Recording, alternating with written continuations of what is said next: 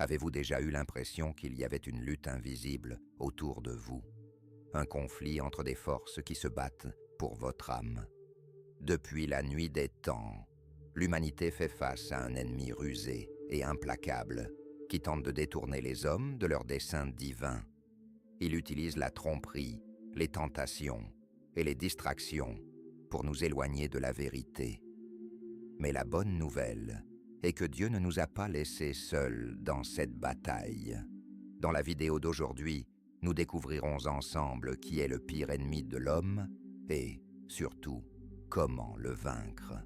En nous basant sur la parole de Dieu, nous exposerons les stratégies de l'adversaire et révélerons l'arme puissante qui nous garantit la victoire, la grâce du Christ.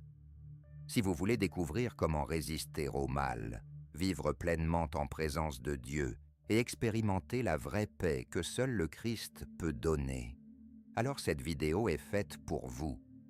Préparez-vous à recevoir un message transformateur qui pourrait changer votre vie. Abonnez-vous maintenant à la chaîne Restauration et Paix. Activez les notifications et suivez-nous dans ce voyage vers la victoire en Christ. Le ciel se bat pour vous et aujourd'hui c'est le jour pour prendre une décision. On y va ensemble? L'ennemi invisible et la grande controverse.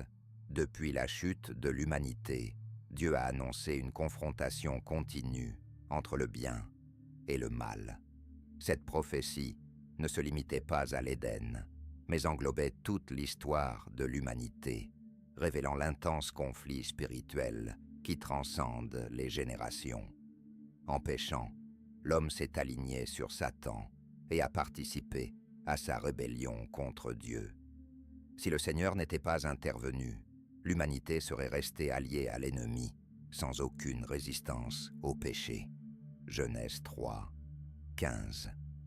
Je mettrai inimitié entre toi et la femme, et entre ta postérité et sa postérité. Il te brisera la tête, et tu lui briseras le talon. La stratégie de Satan.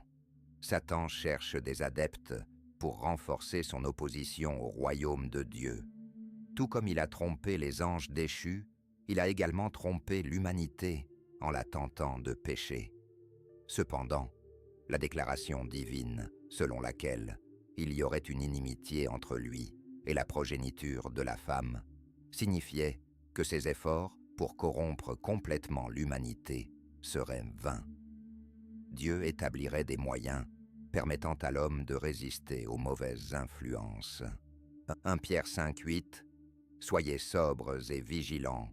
Votre adversaire, le diable, se promène comme un lion rugissant, cherchant quelqu'un à dévorer, la grâce qui libère.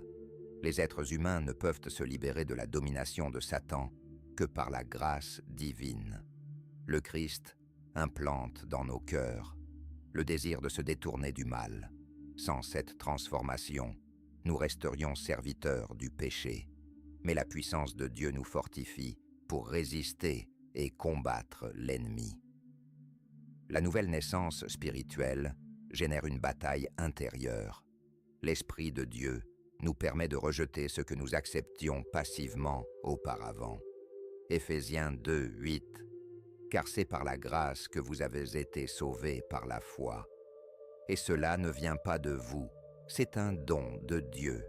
Les rejetés du monde. » Le rejet de Jésus n'était pas dû à sa simplicité ou à son humble statut, mais au fait que sa vie sainte révélait la corruption et l'orgueil du monde. Les chefs religieux s'opposaient à lui parce que leur justice condamnait leurs œuvres. De même, tous ceux qui suivent Christ connaîtront l'opposition du monde, car la lumière de la vérité trouble ceux qui vivent dans les ténèbres. Jean 15, 18 et 19. Si le monde vous hait, sachez qu'il m'a haï avant vous. Haine contre les justes. La même animosité envers le Christ se manifeste contre ses disciples. Quiconque rejette le péché et cherche à vivre dans la sainteté se heurtera à l'hostilité. Depuis l'Antiquité, l'ennemi a recours à la persécution pour intimider les fidèles et les éloigner du chemin de la vérité. Le conflit entre les serviteurs de Dieu et les agents de Satan se poursuivra jusqu'à la fin des temps. 2 Timothée 3,12. Et aussi tous ceux qui désirent vivre pieusement en Jésus-Christ seront persécutés. Les armes de l'ennemi. L'ennemi utilise la ruse pour tromper et éloigner les chrétiens de la vraie foi. Leurs armes incluent la déformation des Écritures, la tromperie spirituelle et les fausses doctrines. Comme il l'a fait en Éden, il continue de remettre en question la parole de Dieu, semant le doute et conduisant beaucoup à l'apostasie. Le danger est réel. Et c'est pourquoi nous devons être attentifs et fermes dans la vérité.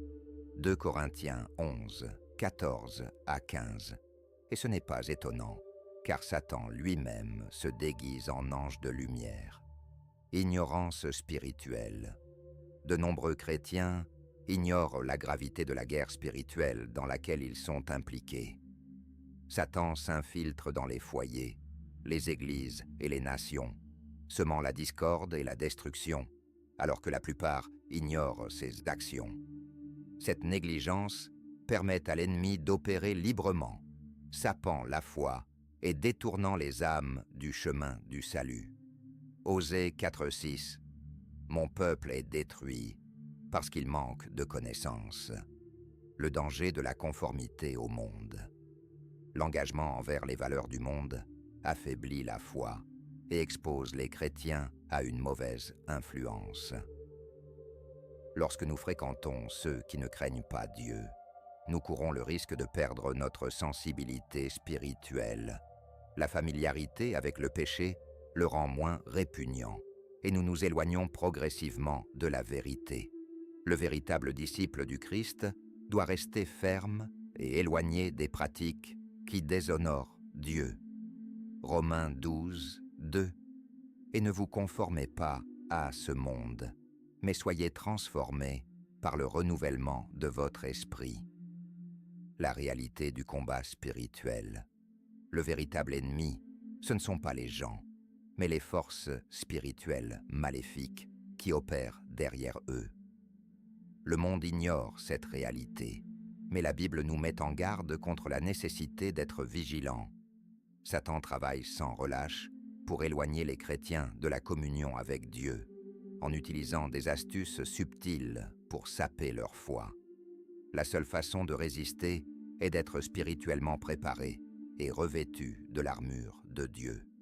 Éphésiens 6,12.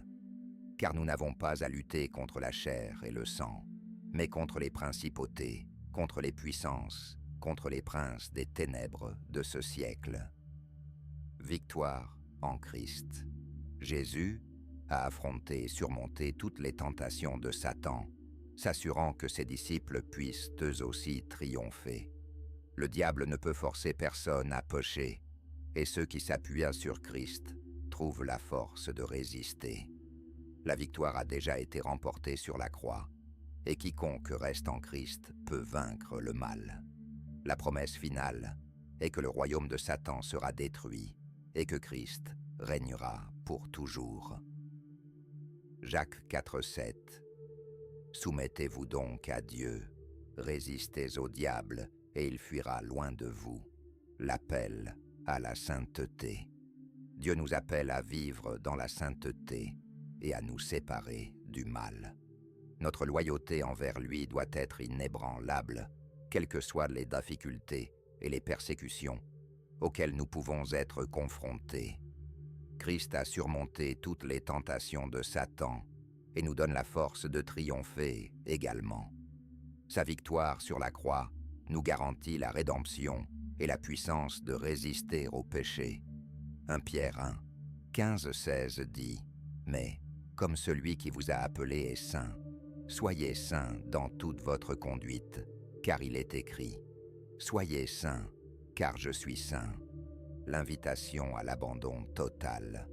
Maintenant que vous comprenez la gravité du combat spirituel, que ferez-vous? Dieu offre la délivrance et la victoire à tous ceux qui s'abandonnent à Christ. Il n'y a pas de neutralité dans cette guerre. Vous êtes du côté de Dieu ou du diable. Choisissez aujourd'hui de suivre le Christ, de rejeter le péché et de permettre au Saint-Esprit de transformer votre vie. Il est le seul espoir de vaincre le pire, ennemi de l'homme. Josué 24:15 dit « Mais s'il vous semble mal de servir l'Éternel, choisissez aujourd'hui qui vous servirez, soit au Dieu que servaient vos pères, qui étaient au-delà du fleuve, soit au Dieu des Amoréens, dans le pays desquels vous habitez. Mais moi et ma maison servirons le Seigneur. » Abonnez-vous maintenant à la chaîne Restauration et Paix. Activez les notifications. Laissez-le dans les commentaires. Jésus, je surmonterai mes problèmes. Que Dieu bénisse votre vie et votre famille.